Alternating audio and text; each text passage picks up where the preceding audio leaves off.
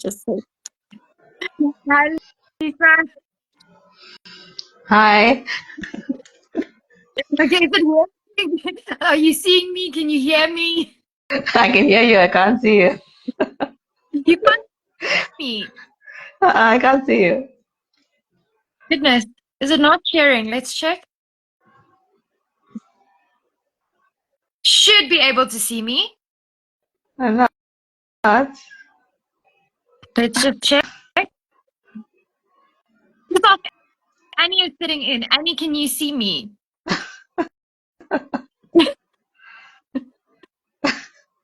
We'll figure it out. We'll figure it out. It'll be figured out. I can see We'll figure it out. now. Okay, is Annie? Just type in the comments if you can see me, please. Hi, Annie.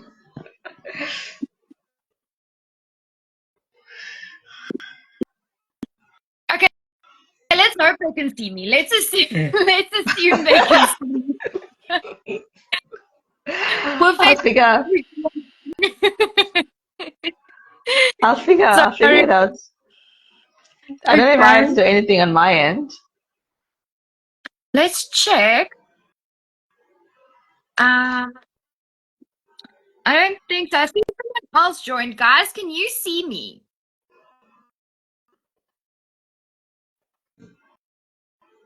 I think my screen's supposed to be split. So if I can't see you, then I.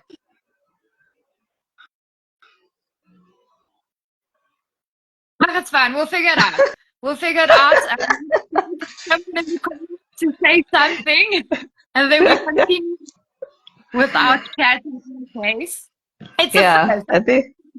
It's a growing Yeah, pain. I'm just. I've never I, done a live before. So. I've done a live as a guest. I've never hosted my own live, so. But I mean, the whole thing is meant to be fun. So Okay, I think obviously. I need to chill. So this thing, I need to chill. I realize it's a different platform, so I need to chill. I don't know. Um, I see we're getting a like, so let's hope that means that they can see me. honestly, I can't see any controls like for me to. I've invited you again, but other than that, it's just my controls here, my camera, and um, I think it's fine. I think it's it's okay. fine. I think we continue. We continue. If you don't see my face, I don't look that pretty today anyway. Uh, so I don't want to see the end of the world. Okay, okay. Yeah, hopefully they'll be used to seeing my face. So But you maybe will. I'm supposed to sell every. Maybe I I'm don't. supposed to sell it. Because how we're gonna do? I'm gonna chat to you why I reached out to you and what the whole Yeah. story Well, was. let me introduce the whole concept. Okay. Um, so hello to those that have joined. Some that I don't know, and I know Annie. Mhm. Um, we had a nice chat last night. Very long chat. um, but yeah, welcome everyone. And this is hopefully one of a long series of Instagram lives where I'm titling it. I will be having other kinds of lives with my colleagues, but this one we are calling Candidate Attorney Diaries. And it was mainly facilitated or inspired by my first guest, which is Megan Kayser, who shared wanted to work with me. And those of you that are watching this on the replay, you know my work on LinkedIn, hopefully. And so it turns out we have a lot that we kind of merge on. And a candidate and Megan being a recent candidate attorney, getting admitted on Monday. Hopefully. So we're very excited about that. And she shared her story with me, and she wants to share it. Um, I suppose for the same reasons that I do what I do, is that we can inspire others, inspire, empower, give you tips to navigate, bust some myths about life as a candidate attorney, and especially in Megan's case, bust some myths about if you have a certain background, it doesn't mean that you're going to make it, you're going to succeed. And in due course, we will have Annie, who worked with Megan. So we'll have her on next week, and then I think we're gonna have a joint one as well, because you guys have seem to have had a nice dynamic working together. So we'll probably do a joint one between Megan and Annie. But today is Megan does all the talking. I'm happy. Hopefully we can get to see her face. She is pretty, believe me. She may not feel like it today, but she is pretty. Probably just the same without makeup. So, Megan, do you want me to ask you questions, or you want to start from the top? Because firstly, I'd like to explain why I reached out to you. And Lisa she's not the only person that I'm currently working with.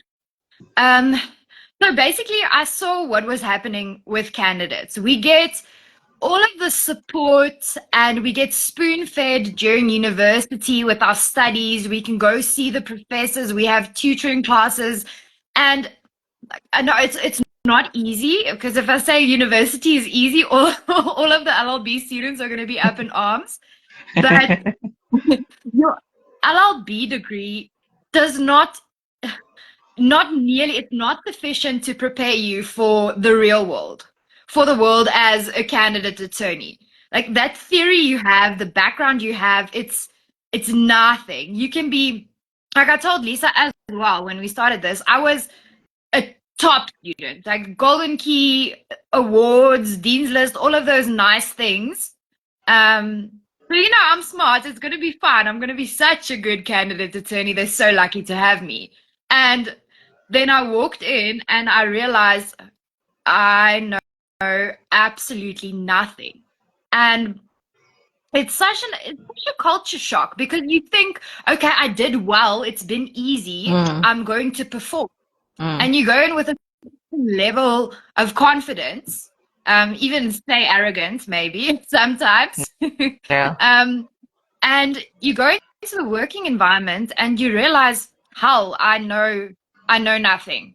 I don't know how to work with people, because they don't teach you that in LLB. I don't know the basic principles of drafting. I know all of these cool Latin terms, but that's about what I know.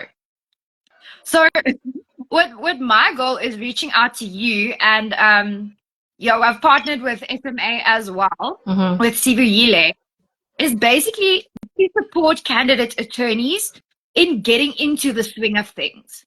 There's not a lot of us. So my first job was my candidacy. I didn't waitress or anything like that. So now you've got to balance, okay, getting up at 5, 6, whatever a.m., go to work, working the whole day, sometimes into the evenings, and then getting to study for your boards. So I would just want to, my goal with all of this, I want candidate attorneys to go through what I went through. And Annie is actually, she started with us just as I started the admission process. So she's going to be our new candidate attorney. And when she started, I explained to her as well, I never want anyone to feel the way that I felt during my candidacy. Completely hopeless, completely useless, judged by my superiors, by the people around me. I never want another candidate attorney to feel that way, because it was the worst 2 years of my life, hands down. And I never thought that I was actually going to make it.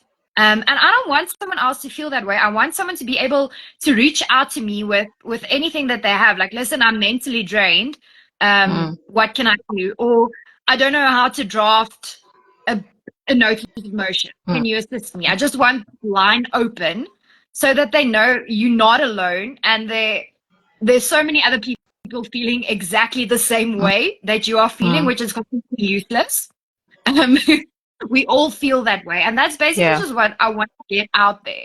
Like, you're not useless. You're gonna be okay. Eventually, it will be right.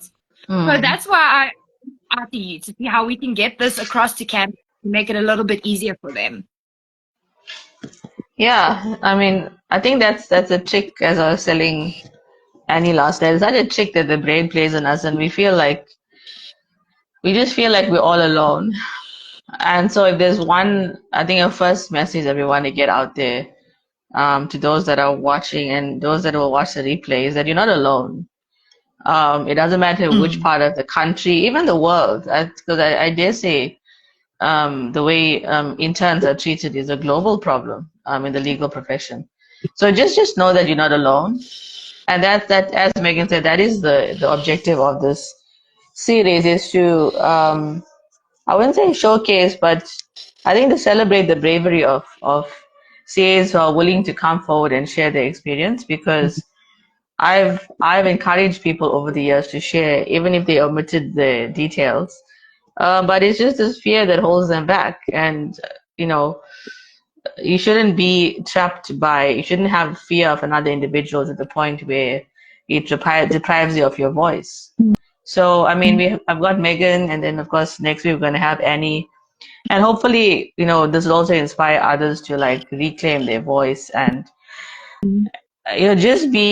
just learn to be a resource. Sometimes you might still be in it, you might still be in your articles, you might still be suffering, but if you are giving people advice and you're helping them navigate, and you're in the same boat, then I feel that that advice is more potent rather than standing, on the outside and giving advice. So I want to see more people coming to the fore and sharing as Megan has shared. So, Megan, I'll let you take it away. So, um, you're going to share what your experience was like, and of course, firstly, what your expectations were coming from university, and how that was shattered when you stepped into a law firm to do your articles. Yeah, so basically, also something that I want to say is what makes it kind of nice for candidate attorneys to talk to me is I've worked in big law and I've worked Mm-hmm. in very small firm,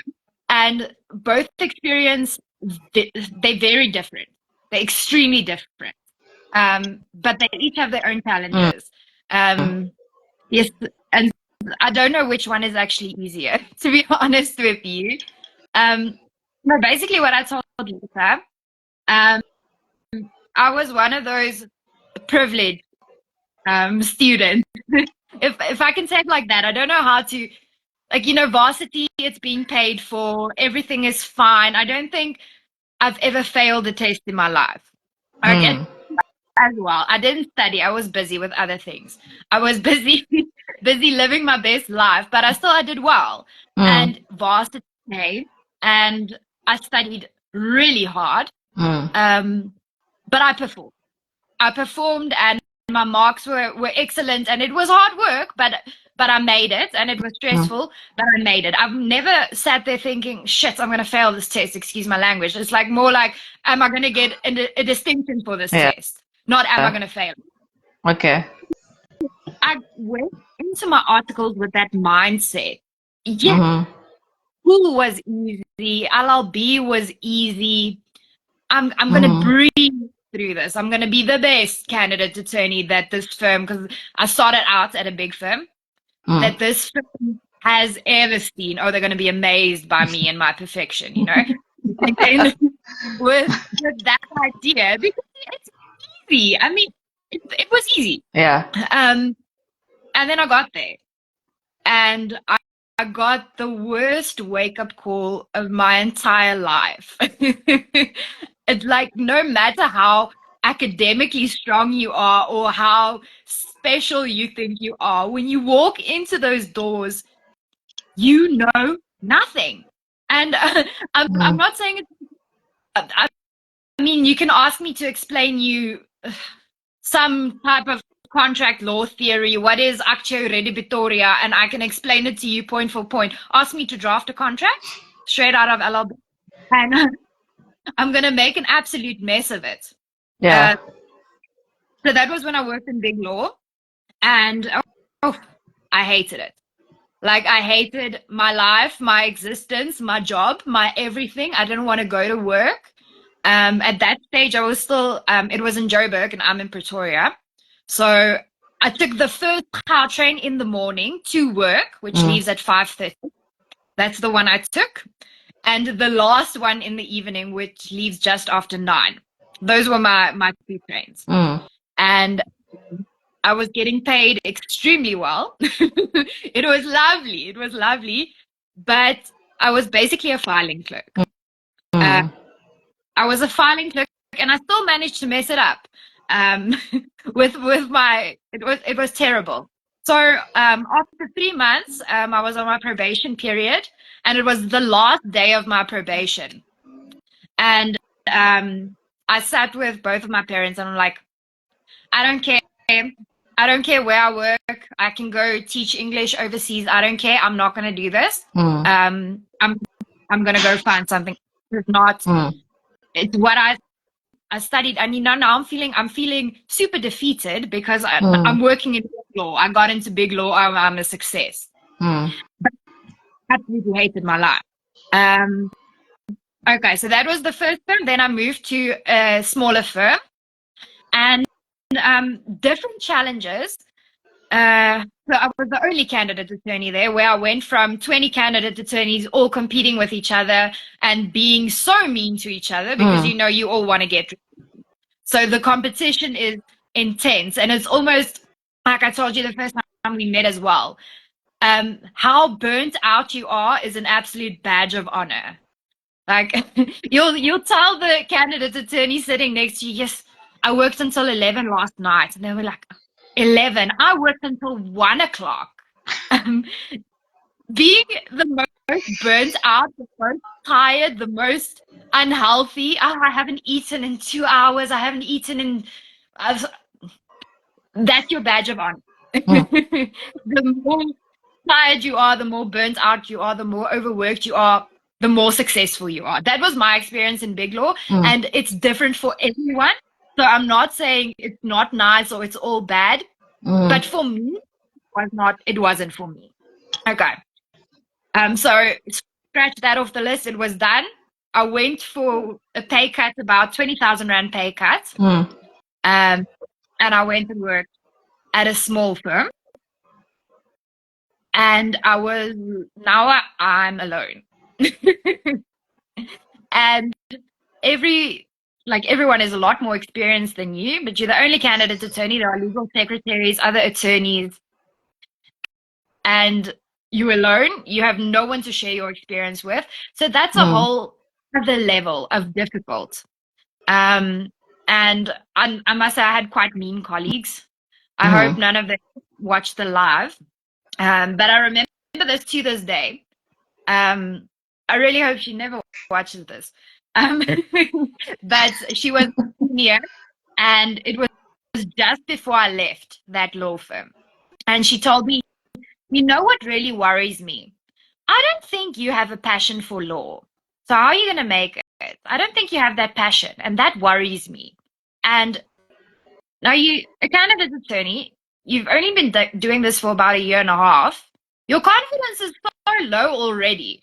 And then your superior tells me she's worried about you. She doesn't know if this is the profession for you. And it knocks your confidence. It knocks your confidence. And I was quite unhappy there. Not with the work that I was doing. I was enjoying the work a lot. But just the people that I worked with, I didn't get along with all of them. Some of them were amazing. Some of them were a bit tougher. But the work I enjoyed working with clients. So now I know already, okay, this is what I'm good at. This is what I'm bad at. And then I started out at the law firm where I am now. It's actually quite a funny story. I don't even know how it happened. The morning I woke up and I'm like, I don't want to be here for much longer. I Mm. don't want now. The end of my articles are approaching. Mm. I don't want to. So I applied to a job ad that I saw actually on a Facebook group. That morning, first thing when I got to work, so it was about 7 o'clock. Mm. 10 o'clock, they phoned me. They phoned me. Listen, can you come in for an interview? I'm like, yeah, okay. When? They're like, lunchtime. Okay, lunchtime. Go in for my interview. As I'm on my way back to work from lunch, they call me. They're like, listen, we'd love to make you an offer. Can you come work here? And Mm. of course, I'd love to. I gave my notice. It was fun, and I love where I work. I love it. I love what I'm doing now. I'm doing mostly labor law, Mm. and I've started my master's degree in labor law as well because I fell in love with it. I was doing family law mostly. I still do family law, but now but the environment where I'm working is just it's a perfect fit for me. The Mm. people that I'm working with, they can make me so angry and so tired. But Mm. ultimately, I love the people that I'm working with. And it was nice because I was in the process of hiring. We growing our firm quite a bit, so I was Mm. involved in the hiring process.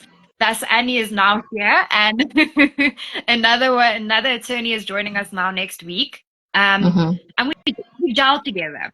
And now I'm thinking to myself, okay, Monday I might be getting admitted. Think 2 years ago, a year ago, the way Mm. that you felt, never ever thought that you were going to make it this far. And now you're here. You're Mm. here. That's basically the message that I want to get across to candidate attorneys is even if your first law firm doesn't fit you, it's Mm. not to say that you are going to hate law for the rest of your life, that you are going to be a bad lawyer, that this is not for you. Just Mm. try another firm. Like my first firm wasn't happy at all. My second firm was happy for a bit, then unhappy. My third firm, I'm extremely happy, and flourishing and doing well. So just if the first one fails, it's not the end. I mean, if Mm. if you hate all the work, and you realize it's not for you, then that's fine. But try try and finish. Try to see what fits because the cultures at firms. This is my third firm that I've worked at, and it's day and night. Mm. It's day and night. Like the culture, the type of work you do. So don't give up on the first one. Just see what fits you. Mm. And Mm. if I would encourage all candidate attorneys. I'm going to get to the exam part now. And then I'm going to encourage all candidate attorneys. I know it absolutely sucks, but just finish your articles. Even if you realize during your articles of clerkship, listen, this isn't for me, this Mm. isn't what I want to do, that's fine. Get admitted because no one can take that away from you. Mhm. Once you say, I'm an admitted attorney, you are admitted. Even if you're on the non-practicing role and you go in-house, you go to be, I know they call in-house lazy lawyers, which they aren't, but if you want to go be a lazy lawyer, if you want to go be a lecturer, go do that, but get that admitted attorney of the High Court after your name. Get it done. It's 2 years. It feels long, um, but just do it. You won't regret it. You can never be too qualified. Mm. There's nothing like that. So stick it out. I know it's small firms, the pay is horrible. Yeah, yeah, it's horrible. Um, but just stick it out for 2 years. Um, and then the last thing that I wanted to touch on is the lovely board exams. I can see the eye roll, and I know Annie is preparing for hers as well. She's writing in March. So as I told you, top students. Yes, there were sorry, maybe two or three subjects that I didn't have distinctions for. So now I'm very confident, because I'm smart, I'm special. My parents have been telling me I'm special my whole life. I'm Mm. gonna write all 4 boards. and I'm gonna pass all 4 boards. Okay, awesome. Go write all 4 boards, fail all 4. And so I'm doing a remark, and I got an oral for one of my papers, and I passed the oral. But I remember now it's like 10 o'clock at night, Mm. and I'm shocked. I'm looking at these marks. I'm like, yo, I've never seen. Is this mine? Is I remember checking my exam number like 3, 4 times. This can't be me. And I'm dad, and I'm like, listen, I failed all 4. And he starts laughing. He's like, you're joking. You joking? Come on, Megan. We're only met my spiel me asseblief. Dis laat in die aand. Don't do this. Like, I'm not joking. I'm not, and I hit this absolute depression for months and months where now I'm struggling at work because I'm struggling with the work that they're giving me because I don't have the experience. And you can be as smart as a whip. If you don't have the experience, you're not going to get it right. So now I'm feeling stupid at work. I just failed all 4 my board exams, save for paper 1, which was eventually an oral. I feel sorry. And I thought to myself, at least I could have studied anything else and it would have been easier. Anyway, picked myself up, decided, okay, I have 3 left. I'm going to try all 3. Try all 3, passed 2 of them. Now I'm left with 1. Okay? And it's paper 3. I didn't even have to, when I told people, listen, I'm left with 1 paper, they're like, oh, paper 3. Yeah, paper 3. So now in March, I wrote, just as my articles were ending, I wrote paper 3 for the 3rd time. And it was a bloodbath. For those of you who have not seen, I think the pass rate for paper 3 was 4.78, if I remember correctly. Yeah, I know it was under 5%. It was between 4 and 5%. And straight after that, I wrote notary as well. So that was also wonderful. But it was. I remember I'm sitting in that exam paper. My dad is outside. You guys now by all know I have the best dad, but he took me to the exams and he waited there for me while I wrote. And I remember sitting in this exam reading the paper, and I know everyone has been very vocal about this. If you're on LinkedIn, you know about paper 3. You know about Di Gibson, you know about me, you know about everyone who wrote. And I'm sitting in that exam hall, and I start laughing. Like, I'm gonna get up. I'm thinking to myself, my dad's right outside. I can walk out now. I can go home. Why am I wasting my time? Because I'm not going to pass this paper. You read the first question, you don't know. You read the second question, you don't know. And it's between that laughing, crying stage from what am I going to do now? And I wanted to walk up. And I'd stand up and walk up. Because what's the point? And I calmed myself. I'm like, listen, you made it this far. Just try. Just try. Maybe you get an oral. Maybe you get an oral. And I wrote it and I passed it. Not even an oral. I passed it. I was one of the 4% after failing it 2 times. I was one of the 4% that passed.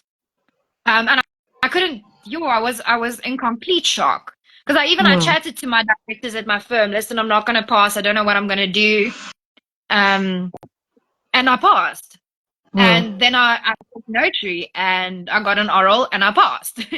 And now I'm getting double admission. I'm getting admitted as an attorney and notary. And when I say this, like, I don't want any of the audience members to think that I'm bragging or that I'm like tooting my own horn, because that's not what I'm doing at all. What I'm trying to say, what I'm trying to show you is you can go from 4 board exams failed, like failed miserably. I think for paper 1, I got like 26%. For like paper 3, I got 26, I think. It was embarrassingly low. You can progress from that and feeling absolutely miserable to where you are succeeding, to where you get a double admission, to where you have people working under you. So I know I've been talking a long time, and that's the last thing I'm going to say. Basically, all that I want to say is tough it out. Tough it out. It's being a candidate attorney. It's not about being smart. It's not about getting the best marks or having the best background. Like I know I don't have a family that's in law. I don't have connections. I went into this all by myself with Mm, obviously the support of my parents, but I didn't go in with any background. So I came in brand new, my first job, and very arrogant, very overconfident. It came down to earth pretty quickly, and I got a knock on the chin, mm, a pretty mm, hard one. And there were countless times when I wanted to give up. When I mm, thought I was sitting at my office on LinkedIn looking for online jobs. I was applying to be like a data entry clerk. And I know I applied at a logistics company. I can't even remember for what position, but I just wanted out.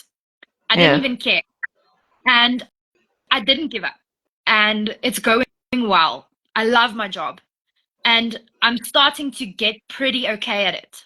And I'm getting Mm, admitted, hopefully, all fingers crossed. So basically, just what I want candidates to know, it's horrible. Number one. Number two, you're not alone. Number three, just stick through it. It'll end. You're mm-hmm. gonna be okay. And that's all I have to say. That's my welcome to my TED talk. I'm done. Gosh, I think there's so just this whole, you know what, something I try to get across as well is for I think for a lot of them it is their first job, Hmm. and so we're having this double whammy situation of I've got to learn how to function in a workplace and I've got to learn legal practice ropes, and of course immediately that's like it seems impossible. Hmm. um and the nice thing about being resilient in that situation is that it's not so much that you're giving up, but it's actually how you come back from it. Hmm. Um, and of course, very importantly, not to gaslight yourself that because it's not working out, maybe because we have this tendency to turn inward. So we think, okay, if it's not working out, then something is wrong with me. Or if my friends are getting work at good firms, and I always seem to land, the crappy firms, and something is wrong with me, or I'm attracting the wrong kind of firms, or whatever you might think the cause is. But it's in no one's journey is linear, you know. Hmm. And it's just a case of, for me, it's something I do constantly in my context is sometimes things just don't work out. People give up on you, people pull out, and it's just this tenacity to say, you know what, I've got into this now, and to the extent that it doesn't damage my mental health, I'm going to keep going. I'm going to have to go back to the drawing board if I've got to slow down my pace, if I've got to learn, maybe change my study system, if I've got to maybe read some books and learn how to manage in a workplace. Like, okay, my first firm, I might have bombed out there, but let me take some lessons from there, as Hmm. opposed to just giving up. Because I think even in that exam that you mentioned, paper three, I mean, it is such a knee-jerk reaction to just like, why bother? Like, I'll just walk out. Like, um, I don't need this. I don't deserve it. I've worked too hard to be faced, to be insulted like this. But it's that split second of how you wrangle yourself and you Hmm. say, I'm gonna try. I'm gonna try. If it's a yes, great. If it's a no, also I will have to accept that. But I think just I will have to be content with the fact that I didn't give up. I think that's what I try to tell candidate attorneys, even when it comes to the exam, like do not measure your results or do not measure your performance on your results because it's such a standardized system, right? You'd rather celebrate the fact that, you know what, you had a good study system and you gave it all you had. Like, do not sort of gaslight yourself to say, oh, if I did bad, that means, I didn't study enough or I didn't get the right notes. So I'll be like, you know what, just break it down into baby goals and say, right, I know I gave it my all. I know I had a good study system. I know I learned according to maybe my learning style. I had pictures. I'm a visual learner. I put everything in. So celebrate that. Mm. Celebrate that. And so when you go into the exam and you're faced with, this do or die situation, and you eventually decide to try, you're not even going to measure your happiness on whether you pass or fail. You're going to measure your happiness on the fact that I chose not to give up.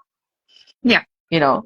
So I think that's like the thread in your journey. And I mean, the whole overconfidence issue is something that I also talk about, where the university does that to you, right? They kind of build you up. Um, you're good at this course, or you're good at mooting, or you're good at debating. So therefore, you'll be perfect for legal practice, or you'll be suited to be a lawyer. But then you get into the actual context of being a lawyer, and it's like, I don't know anything. So um, I think maybe a nice tip in hindsight from your experience is, realize that you're not going into articles as a university student.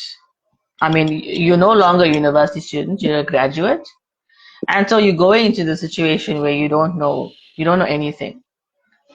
And that's another reason, the sooner you understand that, the less you also gaslight yourself.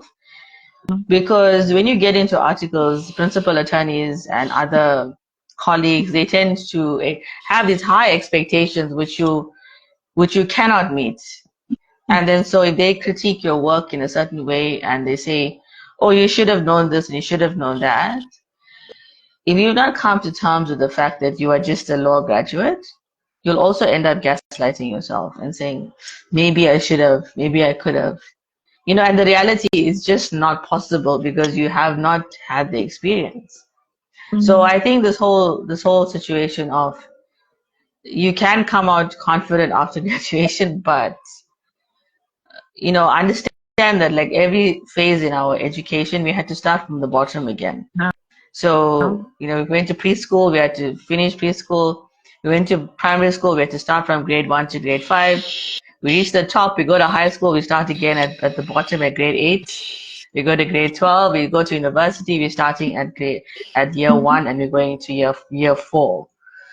So the same thing with getting into your articles is that you come to year 4 or year 5 of your degree, you graduate, cum laude, whatever, never failed a thing in those 4 years. And then you got to start again from the bottom. You're gonna enter you're gonna enter as a goldfish in a shark tank. And then you get And admitted, then you first junior attorney, then you have to start yeah, from. then you start. Yeah, I mean, when you thought you got 2 years of experience under your belt doing articles, and then now you get admitted, and it's like, okay, now I gotta go back down, and I gotta start from now I'm a fully fledged attorney, but I gotta start from the bottom. I'm a baby junior, and then it's just that also it also points to adaptability. So you can't carry the confidence that you had at university into articles and think that you're just going to sail through. Neither can you carry the confidence you had in articles in through the rest of your career, because now you're at a different stage and you probably have to plan differently and build a little bit differently. So I think And everybody, your degree, because when you make a mistake as a CA, if you make a mistake as a CA, that's your principal. They didn't check your work. Technically, they yeah, made the mistake. yeah, Now you're an attorney. They don't check your work. If it's a mistake, it's yours. yeah. And Pumzigo says, and then you realize you need a new set of skills. Beyond the theory of law, you need marketing skills which are not taught at university. Exactly. I mean, the moment you get after your admission, now you have to put yourself out there. You've got to market, you've got to network. I mean, and where do those skills come from, right? They don't teach you that at university. You don't learn it during PLT. Maybe you do a practice management course, but that's something else. So like, okay, so how do I network? I mean, CAs are really at a disadvantage after graduation because you need this whole new set of skills now to navigate this thing called legal practice, and you're still wet behind the ears. You only have theory, and you come out of that, then you're like, okay, I need to navigate now. I got comfortable for my principal taking responsibility for me, but now I'm a fully fledged professional. The risk is all mine, right? And so how am I going to manage? Like, what? How am I going to manage my risk? How am I going to network? How am I going to get myself out there, get business, make myself, find my brand, that type of thing. So it's all these like little in between skills. And I think if we are teachable, if we understand that we haven't arrived, um, then you're probably on the right track because you'll say, okay, who can I get in my corner? How can I, how can I be resilient, or how can I choose not to give up, or how can I fail forward, as they say, Yes. right? How can, like, you sort of learn like what they call these micro habits. In fact, the harder your journey, the better it is for you. Right? Myself, I failed at university, so I met failure for the first time there. And I'd sailed through school, but I failed at a couple of courses, and I ended up doing a fifth year. And I mean, it's just a case of, okay, uh, how do I recalibrate? How do I go back to the drawing board? What's the way forward? And you just have to learn, for example, okay, it's okay to give up sometimes, but like you did the first firm, second firm, third firm, and then you found the firm.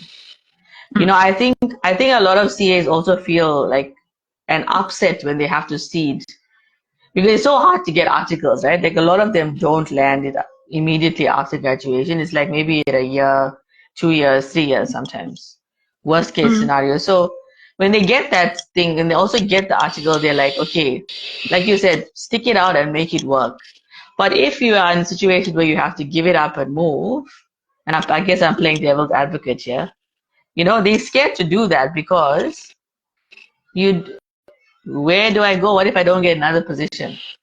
So You I know, would so I would get something before you leave, because otherwise there's a break in your articles. Then you have to start over, or you have to yeah, apply for condemnation.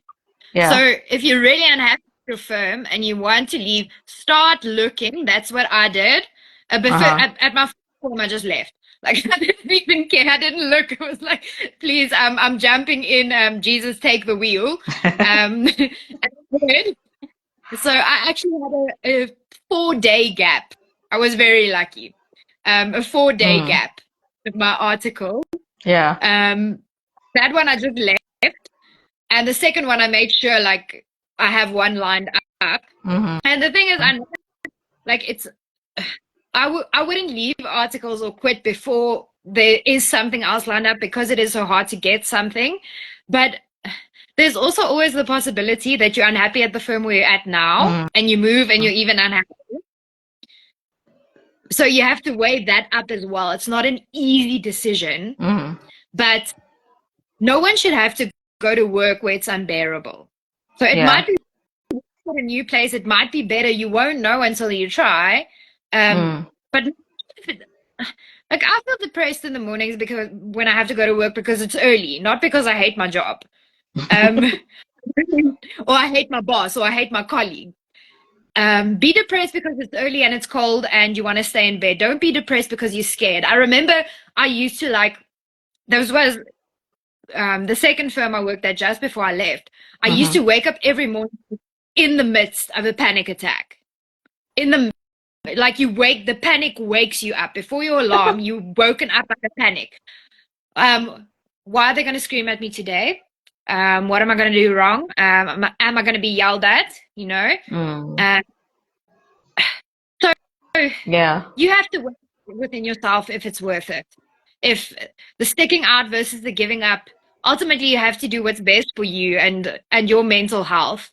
My Mm, advice would be as long as you can, but if you wake up in a panic every morning, it's difficult. It's mm. difficult.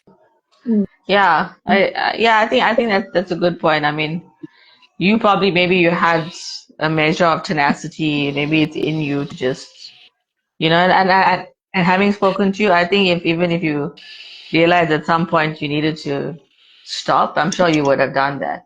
So I think to each their own. You don't stick it out for the sake of, and as I say, you don't want to be dead over the line where it's like, okay, you admitted it, but now like the whole CA thing just depleted you. We don't want that.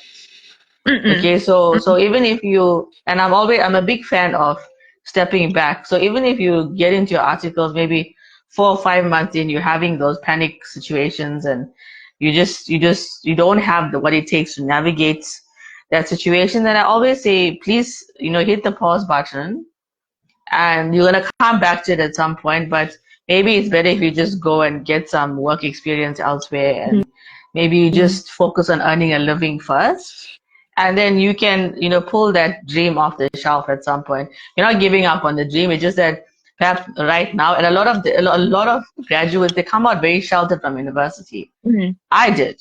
You They did. also figured out- So we okay. don't, our, we have no capacity. I had no capacity at that point for hardship and for the perils of the profession, and to meet harsh colleagues and people that would just leave you to drown. I mean, your faith in the human race can get very dented Yes. very quickly, and then if you come out from a sheltered situation, then that's just gonna, besides you probably gaslighting yourself, it's just gonna weigh you down even more. So if that's the situation, then of course you need to step away, put it on pause, and maybe, just readjust your goals and say, perhaps I don't, not that I will never have the capacity, but right now, perhaps I need to learn some other habits. I need to go through some life experiences first, and then I build that capacity, and then maybe when I'm a little bit older, having had work experience, my age, my cognitively I'm more mature, I'm more developed.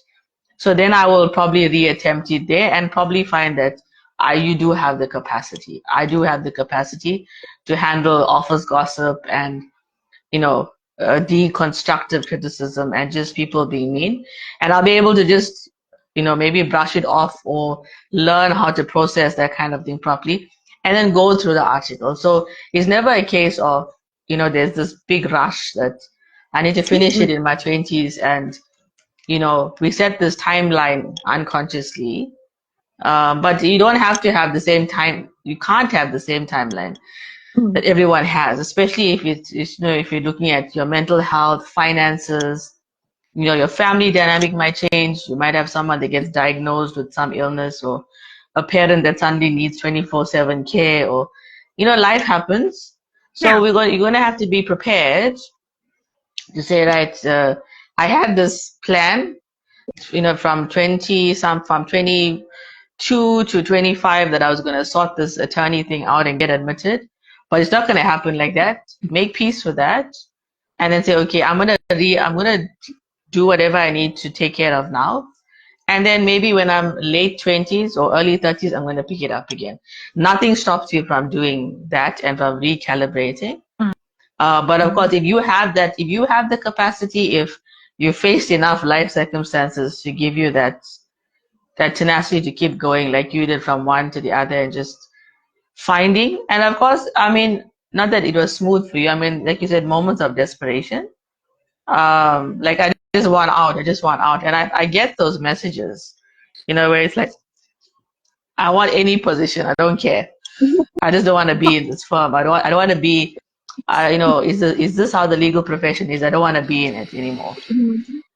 So I think it's just also just being kind to yourself. Like, if it's hard, understand that you don't have much life experience. You don't know anything about the profession.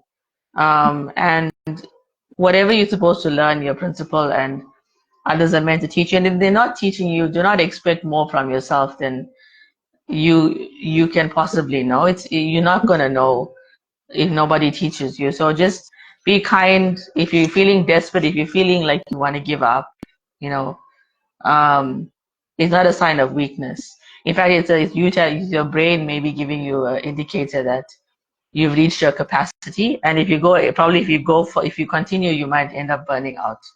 So, On that point, um, girls in law firms, it's worse than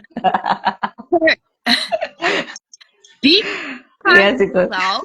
Be kind to yourself, but also be kind to others. You're all in the same position, or like speaking again of at my old firm, someone who was my superior who made me feel very inferior. How would you feel? How would this, like when I give something to one of the candidate attorneys who will now be working under me as well, and they made a mistake. Mm. If I was in that position, if I made that mistake, how would I have wanted it to be handled? Mm. Just be kind to each other. The profession is sometimes terrible. We don't need to be bitchy and fighting, and it's not needed. Like, help each other Yeah. out, share notes, support each other. You don't need to be, it's hard enough. It's really hard enough without being in competition with each other all the time. So be kind to yourself, Yeah. but be kind as well. Yeah.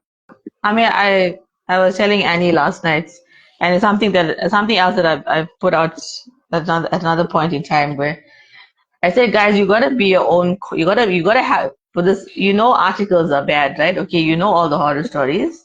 So how about you be a bit proactive and assemble a squad, Mm. right? Assemble a squad. See if there's somebody in the profession that can mentor you, besides your principal. See if there's a little community you can get into, or maybe all the CAs that are on that street, if there are many law firms there, form a squad, form a support group, because the best support that you can get is from each other. Okay, Mm. people like me and other more senior people, we are removed from the situation in terms of being in it day to day, and we're probably just doing it from memory, right? So, but if you are like two or three in a firm, or maybe there's like a whole row of firms in your street, just be in each other's good books and squad, and for board exams, form a study group there, just build a community, and even go out for socials, because we all need to unwind. But you've got to have that, like you're saying. And girls, I know girls are especially mean. Girls are really bigger bullies than guys, right? Like, terrible. Especially to each other. So, I mean, Mm. we're not there to compete. Like you said in the big law thing, like it was a badge of honor to be burnt out and what, right? I mean, your journey is going to be made a lot easier if you find, because your principal is not going to come and hold your hand, the Mm-hmm. secretary is not going to come and hold your hand. You've got to find all these people if you're going to make an otherwise arduous experience. If you're going to make it comfortable for yourself, or doable, right? So, being crappy with each other, and competing with each other, that's we're all in the same boat. So there shouldn't be any competition. And articles are hard, even like you said, for the most intelligent person, simply because if all you have is brain knowledge or head knowledge, it doesn't make you a good practitioner. So together you are learning the ropes. If one person gets scolded or gets captioned by the principal attorney, the rest can, I mean, you can commiserate, but you also learn from that person's mistake, right? So that's like you just be there for each other. There's no need for competition, because it's already so hard, and if you are there alone as a CA, then of course you got to look outside, maybe get mentors, I'm not plugging myself, but get people on the outside, maybe that can give you guidance, that can answer your questions, so you don't feel so boxed in and caged up and like no one's hearing you. Find a squad, look for CAs in your area, form We a little actually team. we call ourselves so we're in Linwood, so we actually have a group on WhatsApp, the Linwood Union of Candidate Attorneys. And yeah, Union, the labor law is coming out there. I point myself as the shop steward.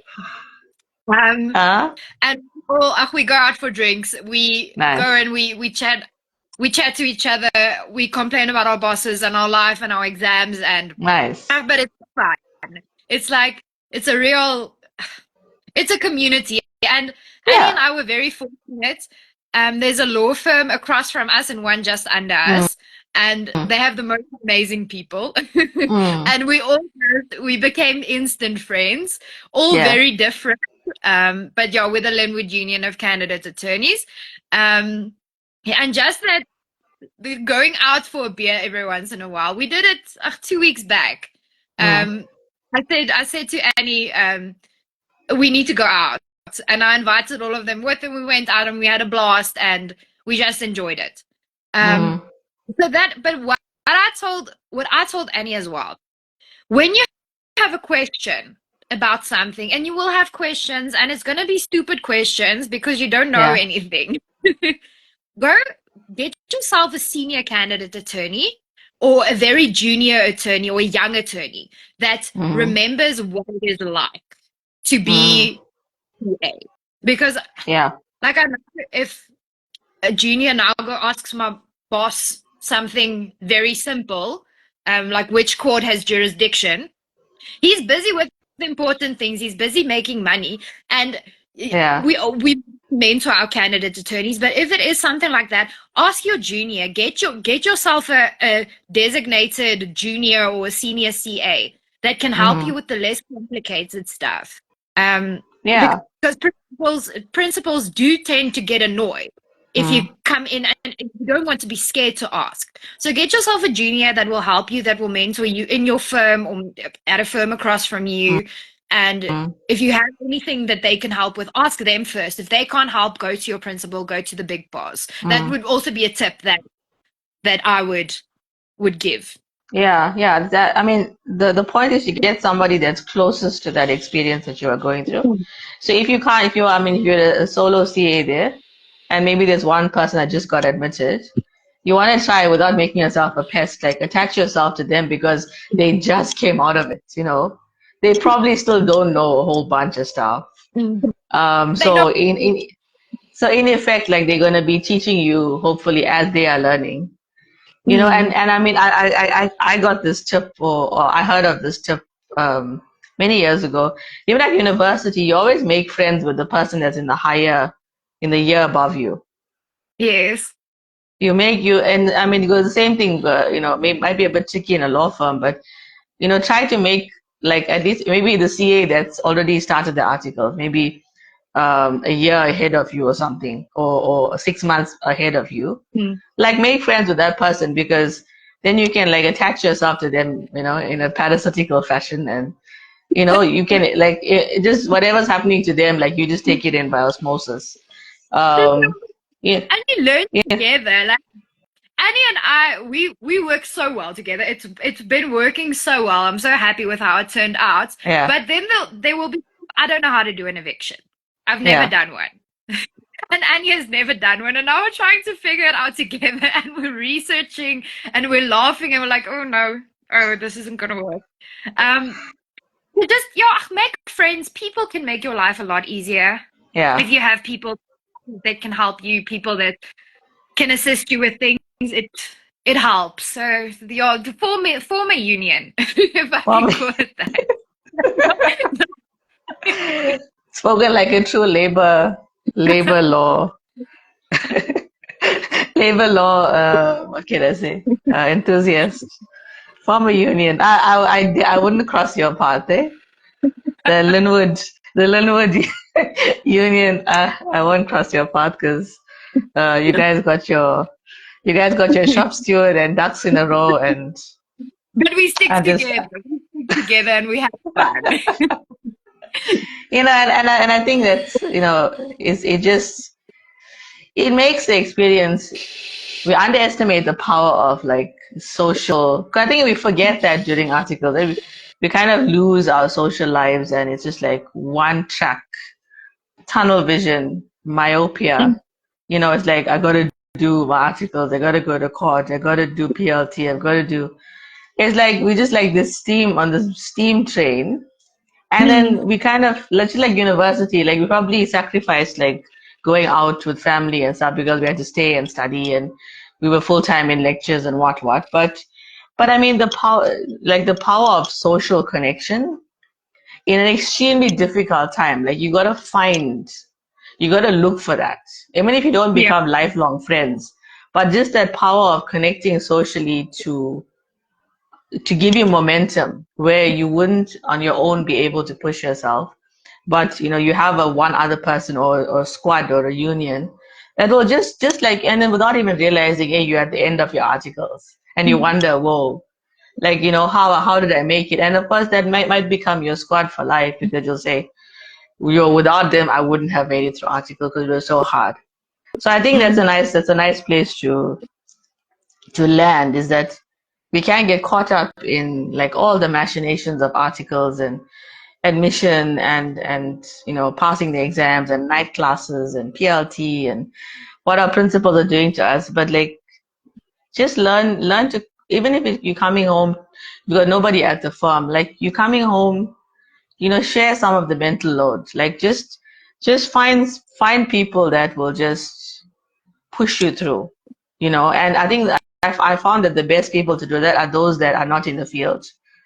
Like they just have a different perspective, the objective, and they might give you a piece of advice, like, and you'll be like, oh wow, I didn't see it like that. Maybe okay, I'm gonna go to work tomorrow and have a different approach. So just find no one's gonna come and offer themselves to you. That's the thing about articles, is that you got to be very proactive if you want it to work, and you want it to work well, and you want to have a decent experience.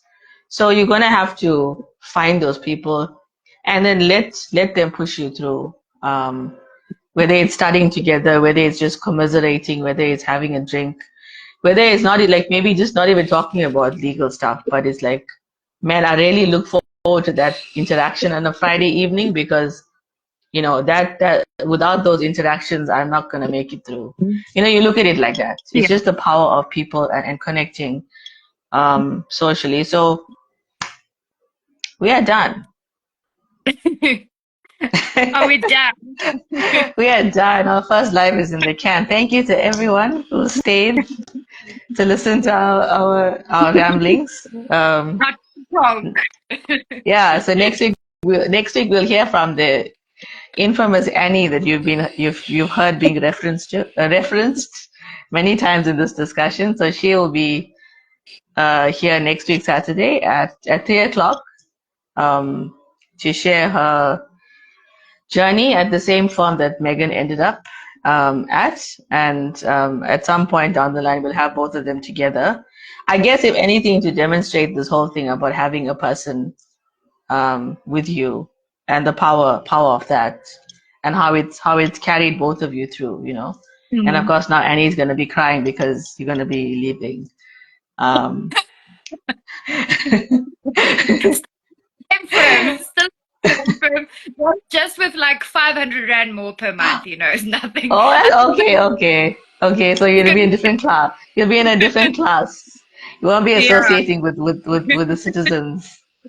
Well, thank you so much. So Enjoyed. Thank you for listening to me talk about myself for an hour. yeah, I prefer to learn from you guys and add my 2 cents where I can. And I'm sure those that have attended, I saw a lot of reactions, which was nice. A lot of fire emojis, and it was nice. It was nice. And look, we're not about numbers, so if it's just 1, 2 people that get impacted, you don't know how you're going to change somebody's week and their outlook for the rest of their journey. So we shouldn't ever, underestimate that for the sake of numbers. It might be 1 person, 2 people, but we might have, flipped a switch, or something might have turned in their heads for the One is better, right? one is enough. Like if you made one Yeah, person yeah, better, absolutely. One is enough. Yeah, one is enough. That's true. Yeah, so we will sign off now. Thanks, Megan, and thank you to our audience. And I guess if we don't get others, we'll probably end up being the default pair. yeah. Or the three of us will end up just yapping, and hopefully people will get something from our ramblings. Well, if But I I mean, had fun, so yeah, we need to talk. The power of our stories, it just shatters myths, assumptions. It maybe, like I said, sets people on a different path. You never know what path. You can just say 1 or 2 sentences, and that might have done something for somebody. So I'm very appreciative. We got this off to a start, and lots more to come. I think it's going to be packed from now till December. okay. Um, yeah. Let's be hopeful. Let's be Yeah. optimistic. So thank you, everyone. Thanks, Megan. Right? Bye.